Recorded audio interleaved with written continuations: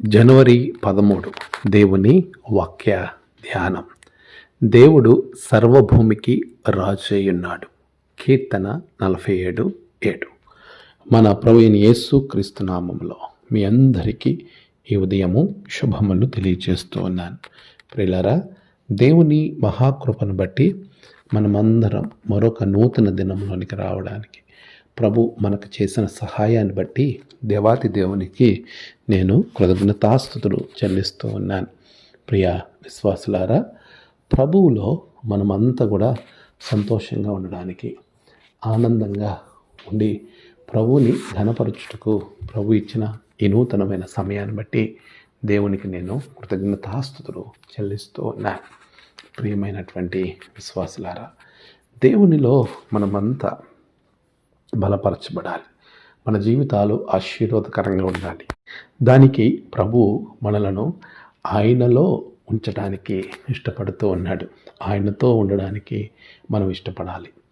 ప్రభువు మనలను తన యొక్క కాపరత్వంలో ఉంచాలని కోరుకుంటున్నాడు. ఎందుకంటే రాజులకు రాజుగా, ప్రభువులకు ప్రభువుగా ఆయన భూమికి ఎత్తించాడు.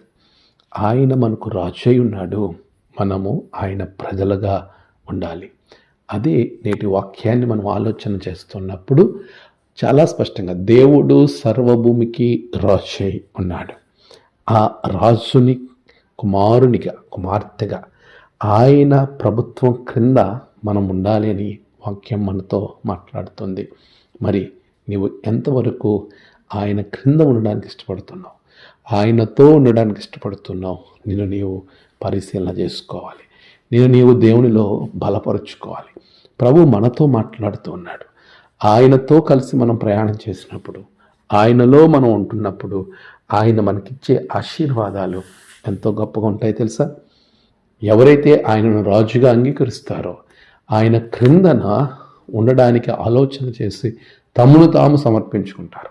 సామెత గ్రంథంలో భక్తుడు చెప్తున్నాడు, ఆయన సర్వాధికారానికి మనం లోబడినప్పుడు మన మార్గాలను ఆయన సరళం చేసేవానిగా ఉంటాడు.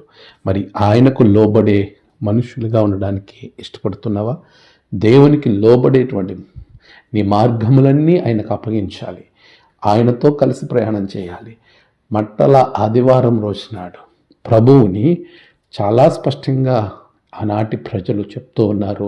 ఇదిగో సర్వోన్నతమైన స్థలంలో దేవునికి మహిమ, ఆయనకి ఇష్టలైన మనుషులకు భూమి సమాధమని కీర్తనలు పడిన ఆనాటి దేవదూతలు చెప్తూ ఉన్నాయి. ఈయన రాజులకు రాజని, ఈయన ప్రభువులకు ప్రభు అని, ప్రభువు పేరట వచ్చేవాడు స్తుతింపబడును గాక. నిజమే, మన దేవుడు, మన ప్రభువు సర్వభూమికి రాజు. ఆయన రాజ్యములో బిడలగా, ఆయన రాజరిక వ్యవస్థలో కుమారులుగా, కుమార్తెలుగా. రాజరిక వ్యవస్థ అంటే ఆధిపత్యం చేసేది కాదు, కలిసి పరిపాలించేది. అలాంటి సంతోషకరమైనటువంటి వ్యవస్థలో నీవు కూడా ఉండడానికి ప్రభు నిన్ను ఆహ్వానిస్తున్నాడు.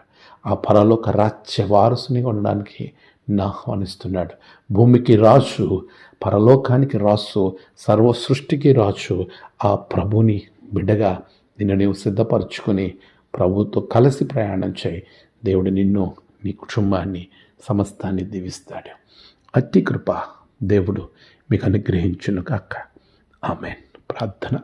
సర్వోన్నతుడా, గొప్ప దేవ, ఆశ్చర్యకరుడా, నీకు వందనాలు. నీ బిడలను బహుగా దీవించండి.